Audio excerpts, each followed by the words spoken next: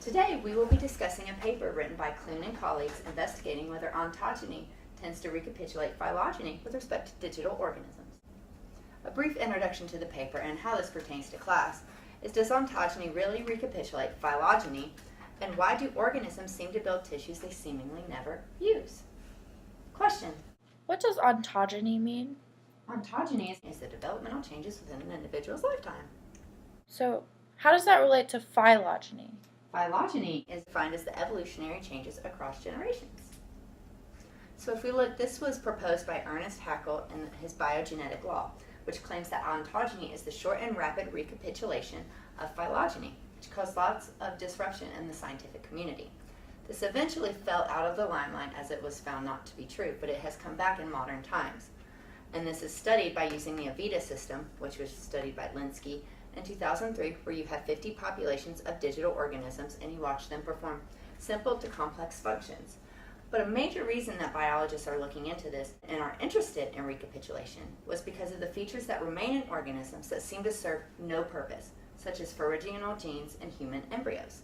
So if we look here, this is a table from the paper, we'll see the logic functions that were rewarded when they were performed by these individual digital organisms, ranging from the simplest function and how it was performed to the most difficult function, and the organisms were rewarded different rewards based on the difficulty of the task.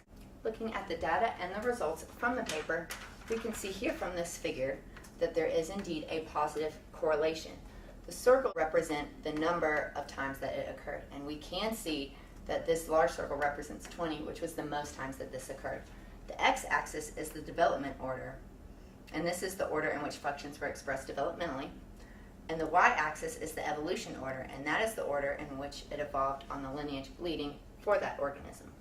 If we look at figure 2, we can see these are the three calculations we performed. For the ORP, which is the ontogeny recapitulates phylogeny, which is scored by dividing the total count by the maximum count possible for the organism, ranging from 0, which is like the null hypothesis, meaning there's no correlation, to 1, which means they're definitely correlated. We can see here the standard error of 0.047 with an ORP mean of 0.270. This is the complexity correlation, and this is the estimate of the contribution of the complexity correlation to the ORP score we calculated here.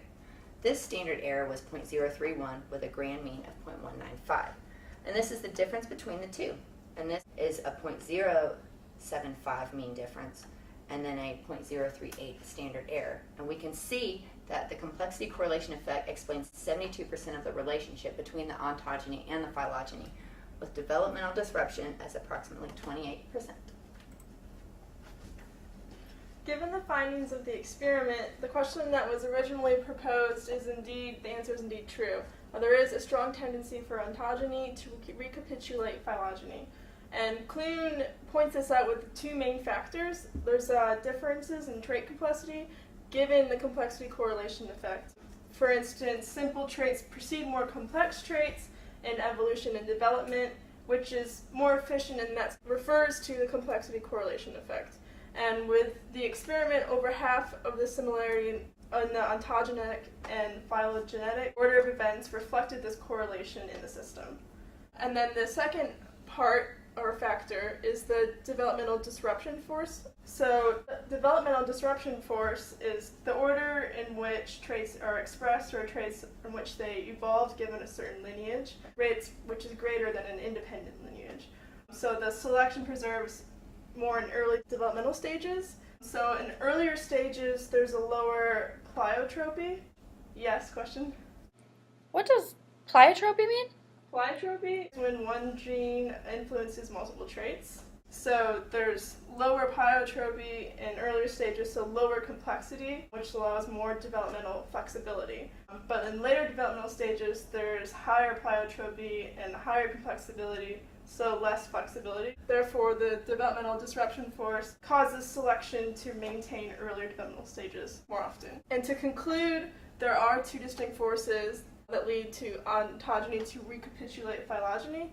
So again, to go over, simple traits will precede more complex traits, and the developmental disruption forces are stronger for earlier stages. So those are what Clune really means to point out through this experiment. And here's our citations, and I hope you learned something today.